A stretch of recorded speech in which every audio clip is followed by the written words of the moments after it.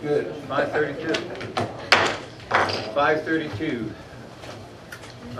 Bring this meeting to order. It is just a workshop, so we're not going through the Pledge of Allegiance and invocation, all that. We're just going into the items we have on the agenda. And the first one is the deer harvest, the upcoming season discussion. The alternatives. Do we have anybody presenting? Yeah. You want to present? Door lock? Somebody trying to get in? Did you know? No, she's making copies. Oh, She's making copies. oh, what you gave her. Yes.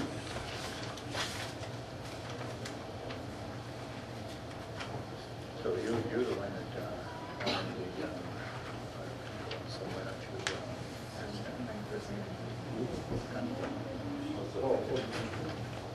you, Kurt, we asked you to give a presentation so we can evaluate that, make a decision.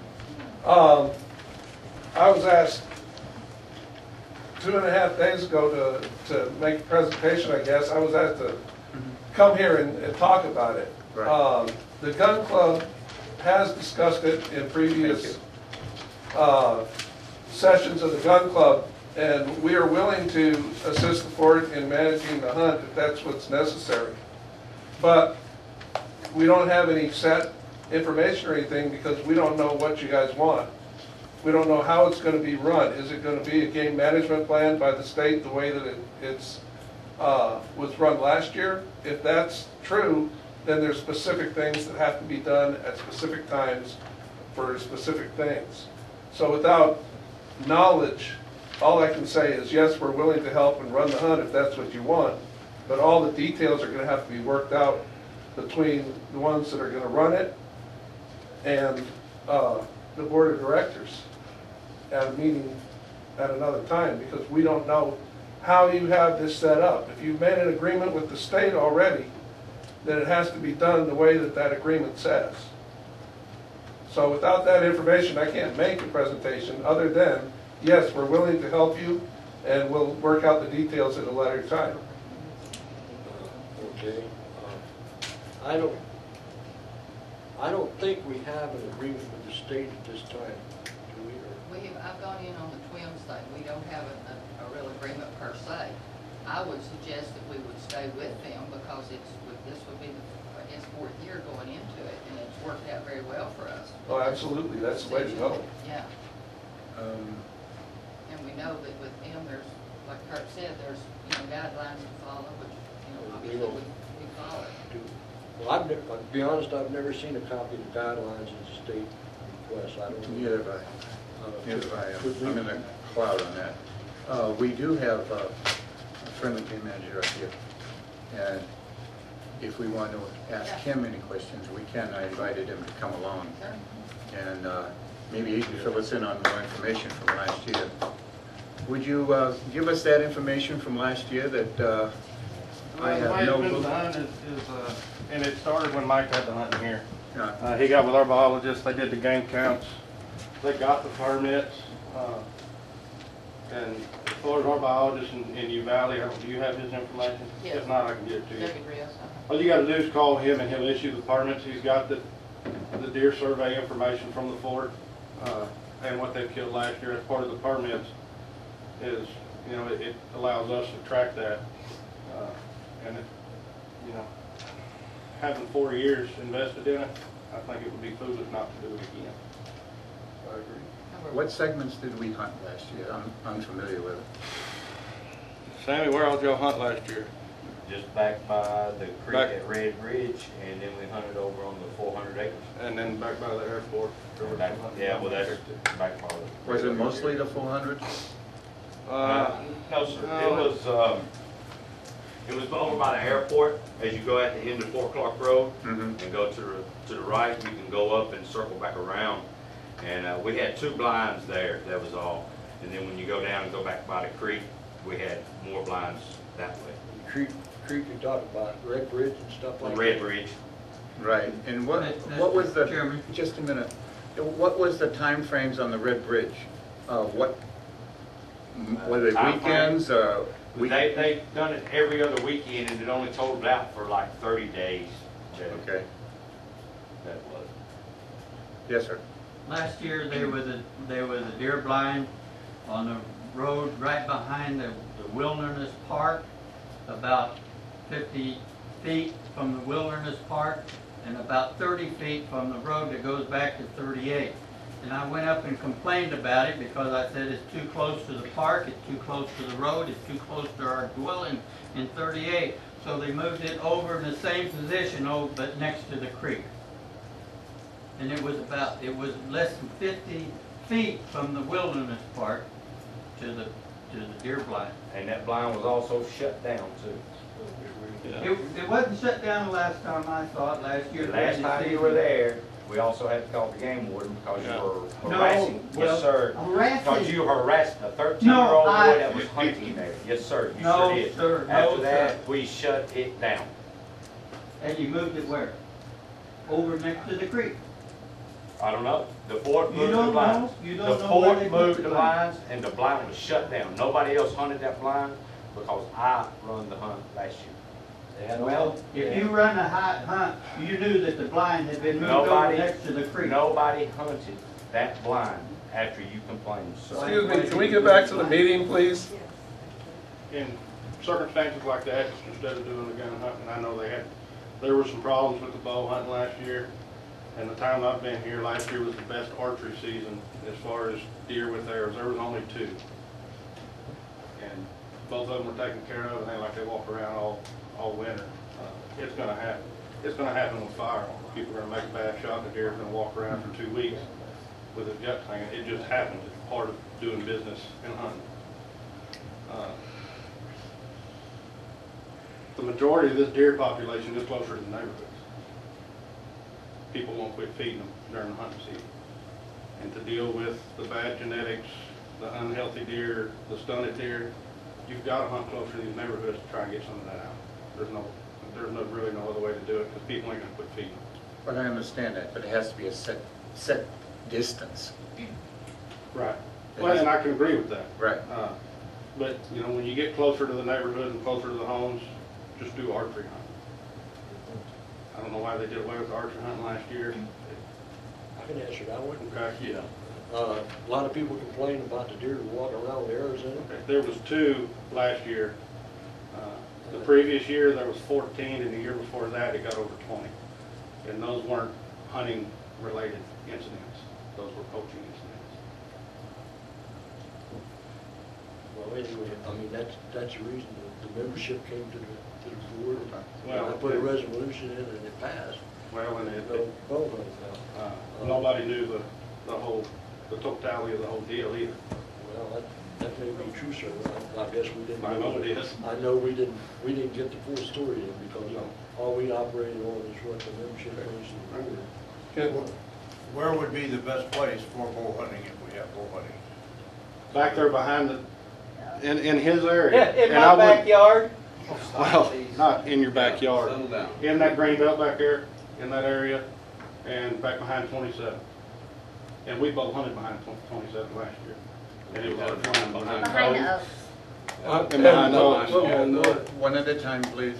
But there was never a rifle fired out of any of those stands, and they were very effective. Well, I will make a statement to you. Last year, if you went around Eagle Way, where Dalton lived, there's some property, and there was a road mowed in across private property, and then a deer stand was set up behind there. I had a hard problem with that. Okay, that was mine. That was behind my house. I had a hard problem with the road went across. And I went through the right channels, and where that road's going across, 4 of them on that property. I mean, that was, I worked with Ron on that deal, and he was fine with it. They bow hunted it. I had people come down here and bow hunt it. Everybody paid their money, and it was run the way it was supposed to, the way, follow the rules. But the fort, where that road is, and went back there where that feeder was and that deer stand, yeah, that was mine. And the fort owned all that property where that little road goes. That was behind my house. It was 100 yards from my back porch. well, I know it was pretty close to your back porch. So it's legal if the game warden got one in his backyard? I went through the right channels to make that happen, sir.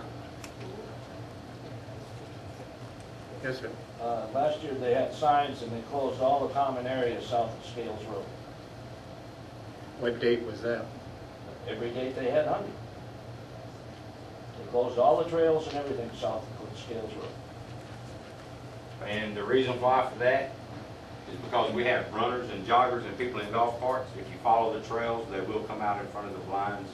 So we ask the members, please don't access these areas. They do anyway. So we had to let them know for their safety that the hunt is in progress. If you go down these trails, you will end up in front of these hunting areas. Yeah, I remember some comment about that coming back, that some people were I down will the trails. vouch for that. I mistakenly went down a road that I thought was safe to drive on and approached a sign and immediately called security saying, "Hunt in progress," and it was not a weekend. It was a misplaced sign, and I did not know where I was traveling. It was my first time down that road. I've been with the gun club and the fort since 1991, and every year that we've had a harvest, the same things come up. The problem is, if you're going to have a healthy herd, and you're going to have a herd that's going to live without anthrax, without any of the other multiple diseases that these animals can catch if they're overpopulated, things are going to happen that people don't like. We can limit it as much as possible to where it's not in the common areas where we are, but we all have to make sacrifices. I mean, I don't particularly like golf, but I have an 18-hole golf course taking up a lot of the area that I could use. Well, it's okay. You guys like to golf, that's fine. I don't complain and gripe about that. Okay, but if we're going to do this, and we're going to do it like he says, which is the best way, then you're going to need a long-term plan to get this thing done and get to where you can draw the animals away from the housing area so we don't have to do the housing area. You're going to have to feed all year long. You're going to have to maintain all year long, and you're going to have to do it on a permanent basis. I would suggest that you use a committee and maybe start with the gun club or a group of people that are willing to be volunteers to do this, but it needs to be a long-term contract to do this. And we've got to follow the rules. We can't do what people tell us to do. We've got to follow the rules because they won't come to you. It's whoever signs a contract with the state. If something is wrong and they find it wrong, and I sign that contract with the state, they're coming for my ass, not yours. Excuse my language, I apologize. All right, but these are things you need to think about, because if you're going to do this, it needs to be a long-term contract to do it. Long-term program. Program, commitment. Program, You need the support of the board. Yeah, and whoever is doing it needs 100% support of the board and the members, because we're trying to make the place better and healthier. And it needs to be a game management plan, because we have a terrible problem with nutria that are going to destroy our creek. Okay? And we're overpopulated with turkey, which are going to cause problems. We have wild hogs out in the back. I mean, there's a lot of things that need to be taken care of the right way. That's all I got to say. Yes, sir. How are you going to get around the protective restrictions that say that all the members have access to the common area at all times? How do you keep them out? They pay taxes on it. They pay taxes on the common area, and then you restrict them from using it. Well, that's where we come into an agreement. I mean, we don't mind y'all going down here and bird hunting and bird watching and all this. We don't complain when you park your golf cart in the middle of the trail and we're trying to pass it, because we're out here and enjoying it too. But if we don't manage the deer, this just doesn't affect the deer. I mean, it affects all wildlife. And guess what? All the bird watching will be over with. Also, got people out there that own lots. That's right, we do. Well, You show me the Texas law that tells you you can restrict them from going to their lot. Well, I'll show you, I'll tell you, if we don't manage the herd of deer that we have, I understand that. we're gonna get a bad case of anthrax. If we get a bad case of anthrax, they're gonna come in and take every animal off this land and kill them all. And we won't have anything for 5 years until the land settles down, and then they may reseed it, they may not. All right? So it's not, we're not trying to take away anybody's rights. We're not trying to take away anything. When I ran the hunt as president of the gun club years ago, we hunted 6 weekends. And we alternated what areas we closed and what areas we didn't. And we had an agreement with the members, and you always have 1 or 2 that can't deal with it. We're willing to work with you guys. If you talk to us in a calm and honest manner and we can come to agreement, we have no problem. But we've got to take care of this animal problem before it gets out of hand. And there's no alternative. No. I understand Texas A&M has a program up in a subdivision in Austin, and they solved the problem. Why do you want to pay somebody else to do it when the fort can earn money by the members? Okay, then they should use the money to reduce the taxes on the common area so we all pay less taxes. Mr. Chairman, I've got one more statement about this. I'm not against hunting. When Kurt run it, they hunted back by the Red Bridge and that area back there, and nobody had any problems about it. What I am concerned about is this guy's idea about hunting in your backyard.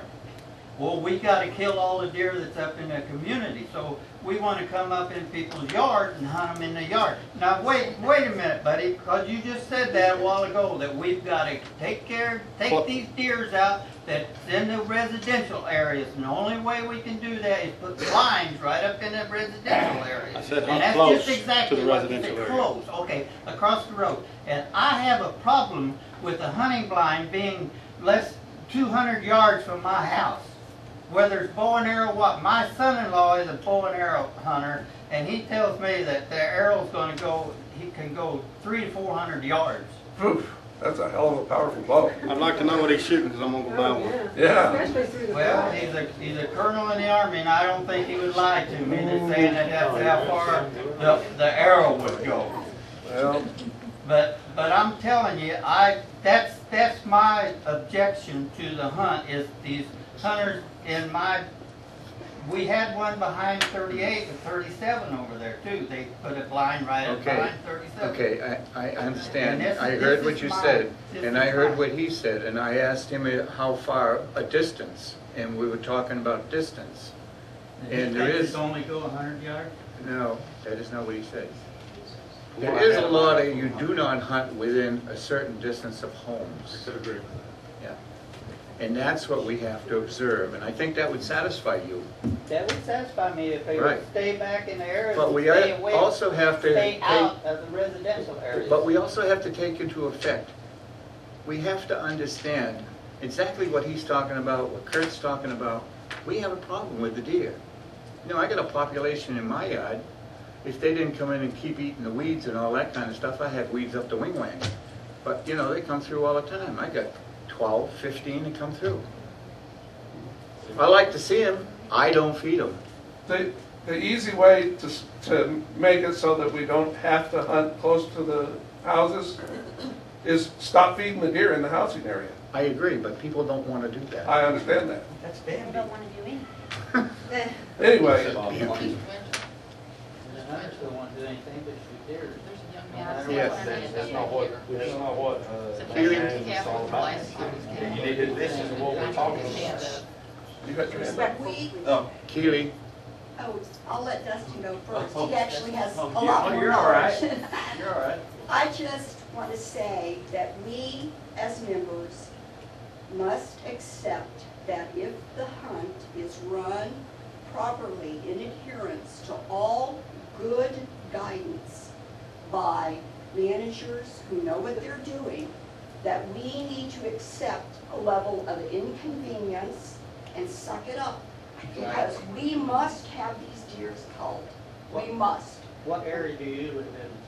I live right up here at the front. I back up to the art studio, and I have deer going through my yard every night, a whole herd. What if they put one in your backyard over there? As long as I knew that it was within a safe distance as established by a body of evidence substantiated by authority, I would accept it. And I would, because we must call this herd, or we are going to be paying to call this herd. We are going to be having them hauled out, or we're going to be paying marksmen to come in and call this herd. But we need to do it in a way where we derive the revenue. And I'm sorry, the birders and anyone else using these trails must accept a restricted access for some period of time. It is not the entire year. It is not even every weekend.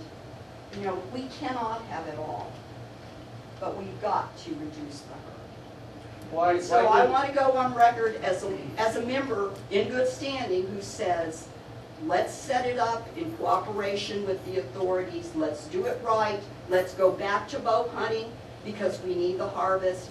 If they can document that those deer that were running around with hunting arrows in them were poaching, we're not going to stop that by restricting trained hunters from hunting it.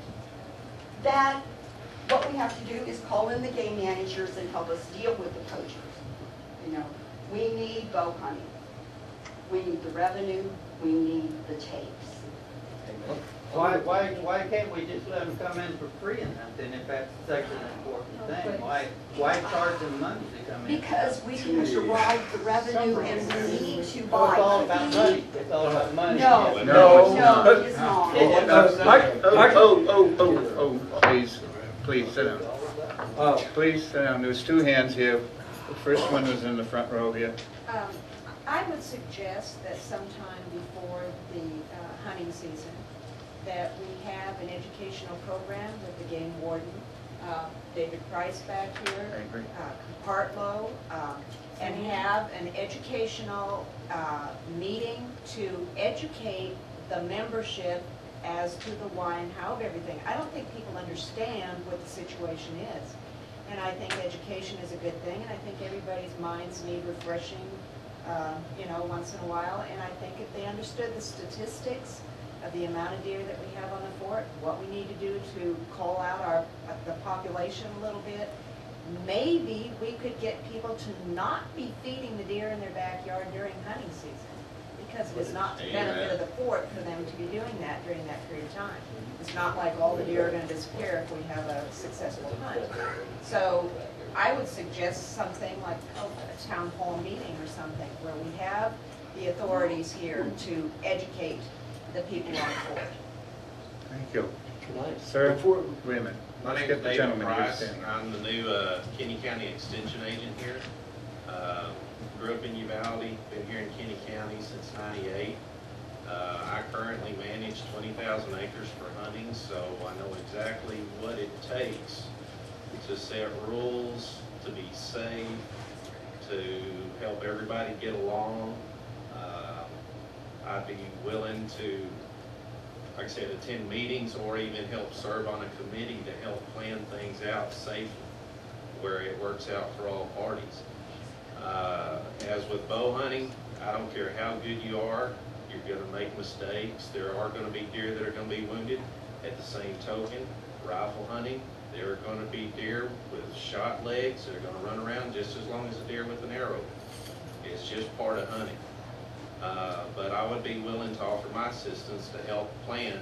I think that committee needs to have people from the housing sector, people from the hunting sector, people from law enforcement, people from wildlife management, so that you get all aspects in there, so that you can put all the good minds together and come up with a good plan. It can be done.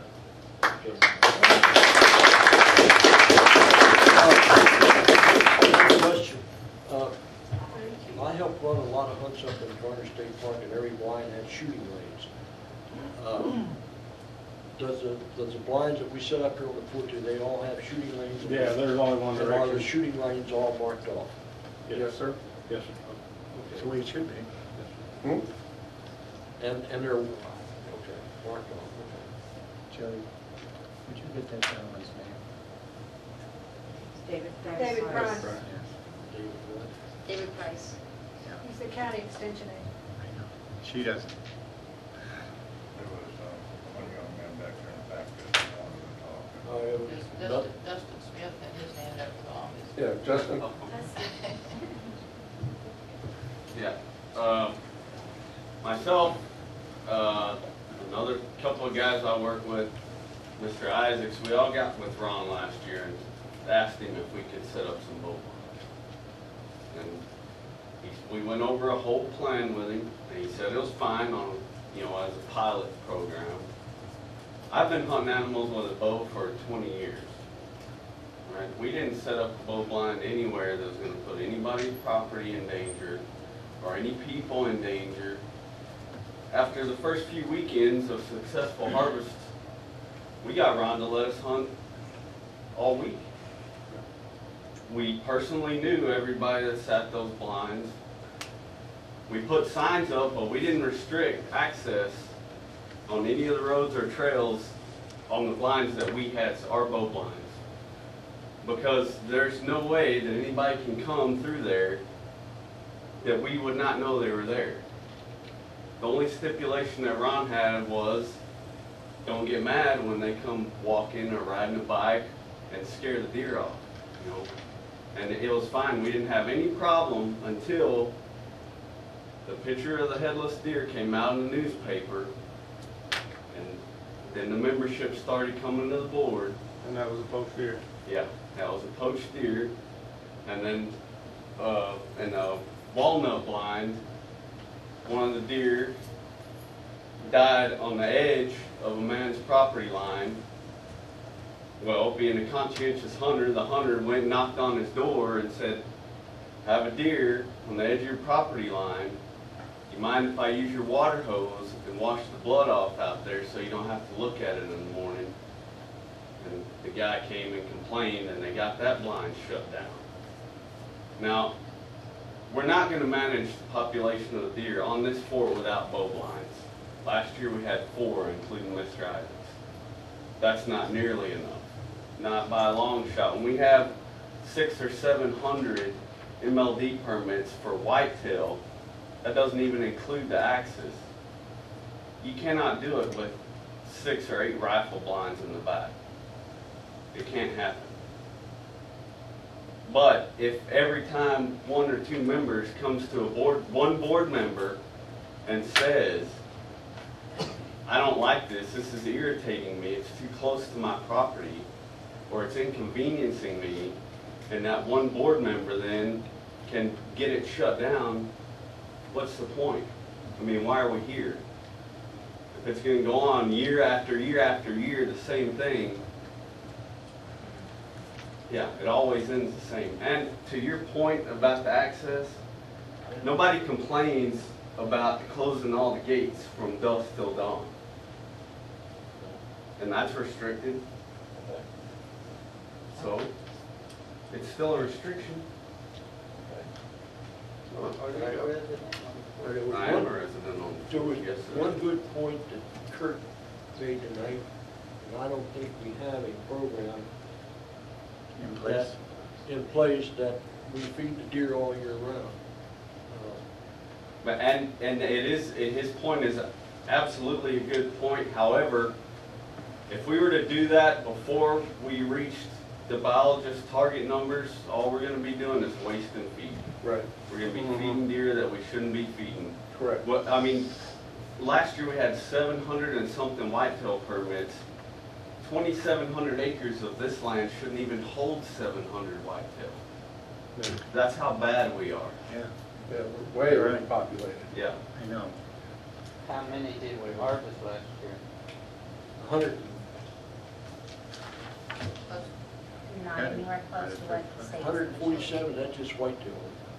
That was Right. all. That's all, overall. That's we all, shot. yeah. That's all, on 147, we didn't even touch the population. No, and I can assure you that those bow blinds produced Yeah. very well, very well. How many members hunted last year? Yeah, but see, I had a problem with that too, because everything that was killed was not also recorded. Oh, we have no way to check in the deers or anything that's killed?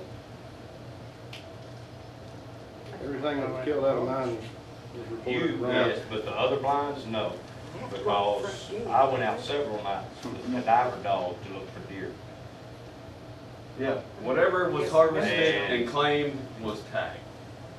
All of it. Not when it would come to axis, because I was told. Well, axis deer, there's no I know, restriction but on we axis also deer. have to get a control on that too. That's why we also do spotlight count at night for the biologist to tell us how many to take off. Yeah, you're right. But we also have to have the numbers to turn back into the biologist to know if we're reaching our goal or not. You're right. But I'm telling you, it didn't happen on my blinds. I didn't say yours. Okay. I just said it didn't happen. Are we allowed to hunt axis year-round? Yes, ma'am. Could we not hunt, set up some hunts through this? I know it's probably not a popular time to hunt because it's so dang hot. Well, But that's, could we run some hunts later? you in the year could, on but you stand a good axis? chance of losing the meat. Pardon me? Stand a good chance of losing the meat. Oh, losing the meat is why Yeah, people don't. because of the hunt. heat, yes, ma'am. Oh, I see. I'm not a hunter, so. Oh, the meat's very good, but if it stays out in the sun too long. Yeah, it don't take it long when it's 110 outside. Well, we can make arrangements to make it a viable possibility if we have a game management program, because you're gonna hear that rifle go off, or you have a walkie-talkie, you call it when you get it with a bow, and we can take a truck out there and get it right away. Yeah, I mean, you could hunt, I would say through the end of April without having to fight the heat too bad. Right. The axis deer. But we can work, if we get a game management program going, we would be willing to work with everybody to make the best deal that we can to get the most deer off the fort till we get a good manageable number, and then we just keep the population where it's supposed to be. And how many, I mean, you're not gonna get that population of deer down in 1 year. No, No. no, That's why we're asking for a minimum long of term. 4 years. Minimum of 3 years? Four. Minimum of 4 years. Minimum of 4 years, and then it has to be continually monitored. And that's a feeding program throughout the year, is that what you're talking about? How many months span? How many months span for the hunt? October to the end of February is what the MLD season is. October 1st, February 28th. That's the Right, that's whitetail. on the whitetail. Right. Right. You can hunt the axis deer through the end of the spring turkey season, which is middle of May. Right.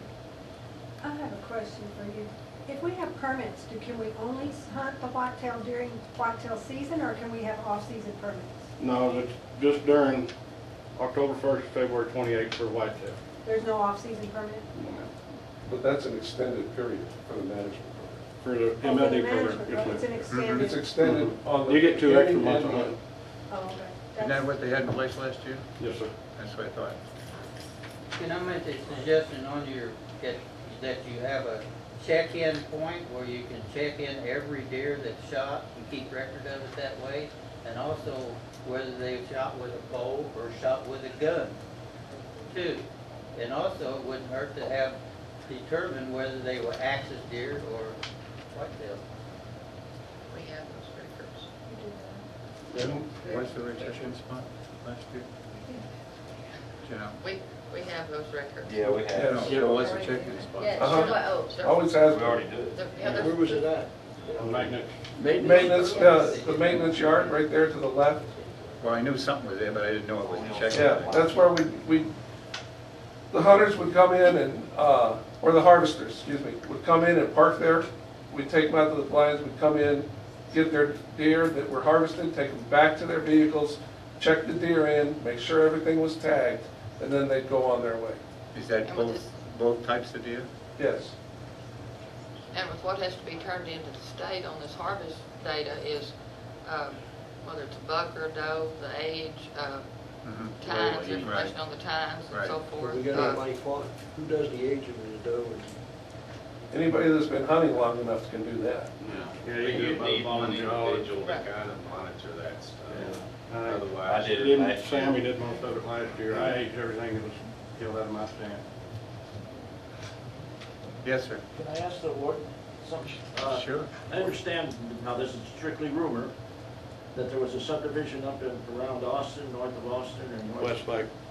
Okay, and they had a terrible deer problem, and A&M solved it? Is that true, or? Solved it the same way we're trying to solve this one. Oh, that's the way they did it? Oh, see, I had heard it was birth control. No. Okay. Well, Thank you. that is, Yeah, potential sucker, shove that pill down their throat. Although it has been tried, but, and it does work, but it's extremely expensive. Extremely expensive, yeah. You know, they came in and. we just did that for now. Yeah, there's a couple. For the record, I would like to ask Ms. Stevens to get some figures on how much it costs a program for 4 years throughout the years. Can you do that?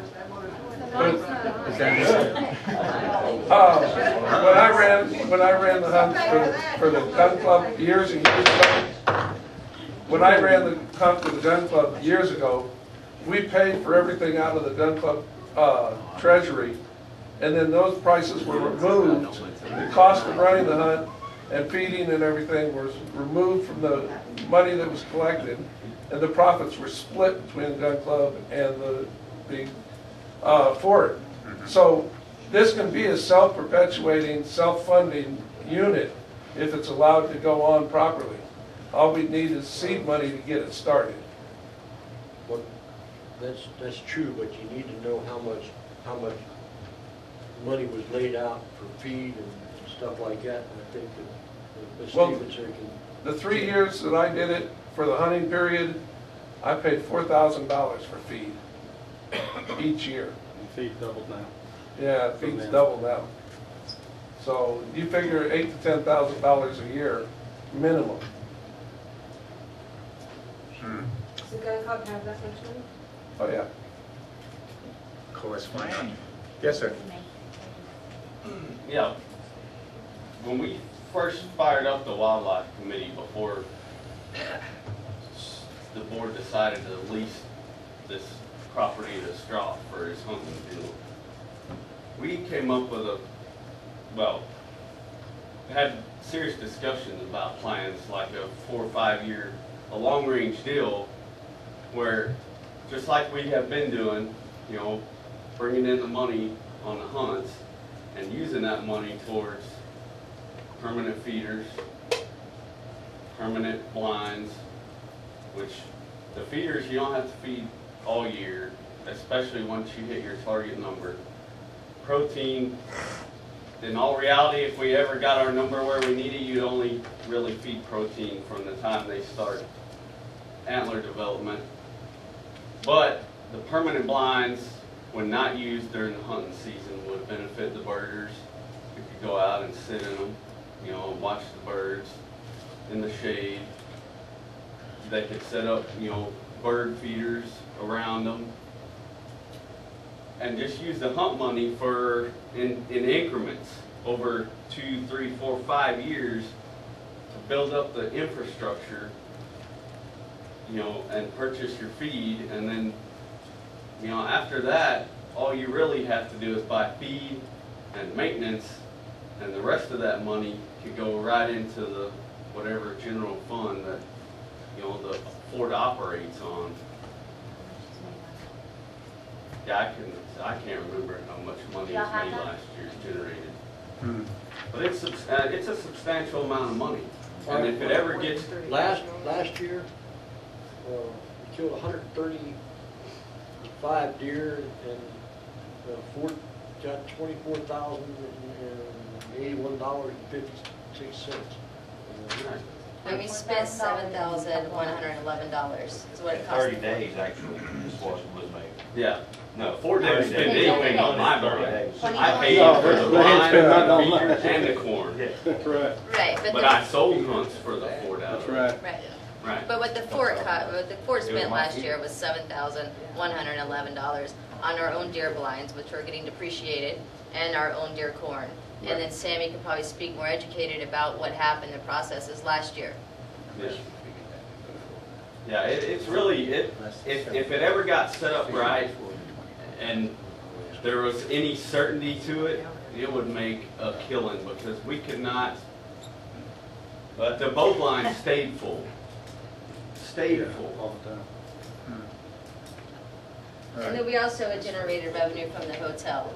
Right. Oh, yeah. Oh, yeah. The motel. That's another avenue, yes. And RV park. And the RV park. One last question. How many members were involved in the hunting? And I don't have. Hunting or Or volunteering or? hunting? Actually hunting. I can get that bigger because we have it long. We probably had No, more than 3. a dozen maybe that were bow hunting. I can't speak for the rifle hunting. Everybody sitting right here was one of the bow hunters. Do you have a I can tell you, when I was running the hunt for those 3 years ago, it was 50% of the people that came to the hunt were for members. And about 75% of the non-members were guests of members. Yeah, we brought our family. We try very hard to let the members have first Oh, 80 minutes. try, and then if there's openings, we'll let non-members come in. All right, for the record, last year, 80 members hunted and 60 guests hunted. There we go. So that's the figure. As it stands now, I think we've gathered in enough information to go forward and work on what we're going to come up with. We have to, all this is a fact-finding, basically, to get all the information we can in order to come up with a decent plan that is going to work for the fort. And I think everybody has delivered all kinds of good information for us to use. I would like to volunteer to be on whatever committee or whatever you do and be helpful in this matter.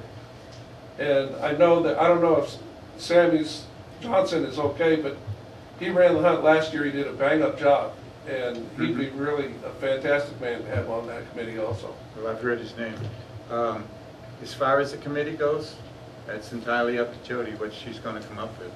If she needs a committee to put it all together, and I think she will, but What's the we got to ideal move figure for fast this on one? this. It's got to go Well, forward. we have to do a deer count first, and then So- release the numbers. All I'm saying Off of is, what was harvested last year, you can probably call David in Uvalde, and they've got a formula they use to do Yeah, that okay.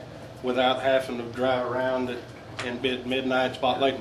It'll be still- over, it'll be I hate over to tell you, 600 per but we bid. still gotta do it in October. We have to do a deer count. gentlemen, let's not just keep going on with the conversation. I was drawing a line here, ending it. What I was going to suggest is those who are interested, give their name to Jody before you leave here today, and she's going to be the funnel. Okay? Okay, so All right, so let's move on to the next item on this little, you got mine? Yeah, you got I Band-Aid, got too? you. No, that's fine. Okay, the next item on here was discussion, and that's all it is, discussion for appointment of director to fill the vacancy. When this was put on here, we had 2 people that were interested. Now we got one. Now we have one, and it's Keely. I love that smile. But nothing is coming out of that today. This is just, was going to be a discussion if we had the 2 people. Whereas we don't have 2 people, we only have 1 person. We'll address that in a normal meeting on Saturday. In other words, you're the only candidate we got right now. Unless someone emerges from the Unless woodwork somebody- by I don't see anybody rushing forward. Anyway, that's, Okay, the other item on here is just to review the agenda for the regular board meeting, and of course I did. I knew you wanted to see it. Now, is there anything here that you would like to talk about, young man?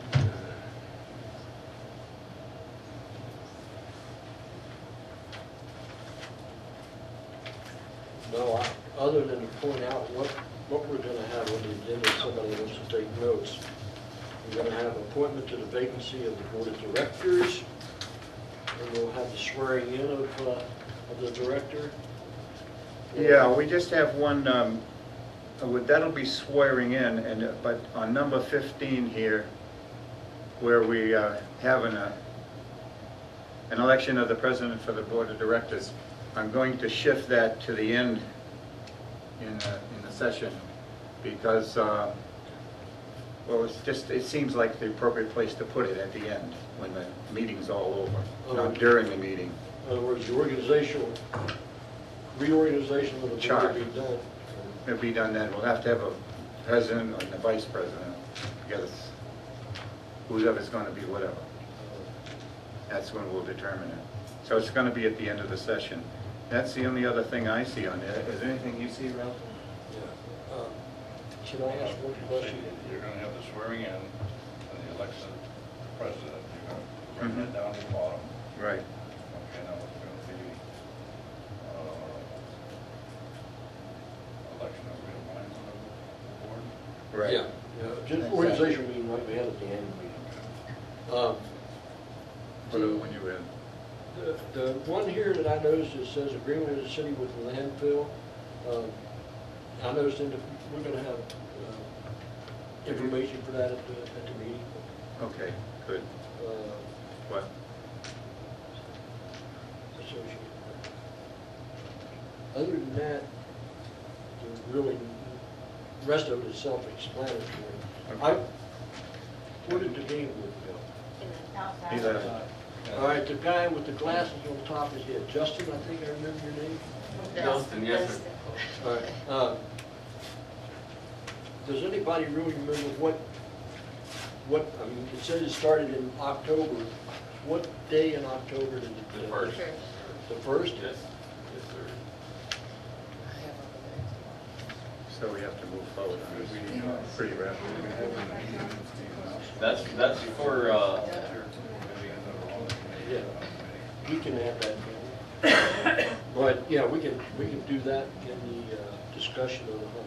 Everybody that's Volunteering. That's gonna volunteer to work the hunt committee. Somebody's got a blank piece of paper. Yeah, we do. Come up here and sign your name, and we will announce the people that are gonna be on the committee at the meeting when we discuss the hunt at this coming board meeting. Saturday. Saturday. I Really believe get it out. if you're hunting under your MLD permits, it starts in August. MLD permit starts in August. Starts in August? And it What's runs MLD? through February. Okay, that's good information, because we'll get it all together. Oh, that's The state tags that permit. the state says we need to tell this meeting here, and they give them the tags, they send it. so Okay, that anything you else can on check. the agenda? It's- Good, you- I have a typo on there, up on item number 12. 12. That's supposed to be report director of operations, not interim. Okay. I'm tired of That was giving a them. big typo. We'll just cross it out. Okay. Okay. That concludes the meeting as it stands. It's just a workshop, as I said before, and all it is just a discussion. It's not a regular meeting. And I Would you keep doing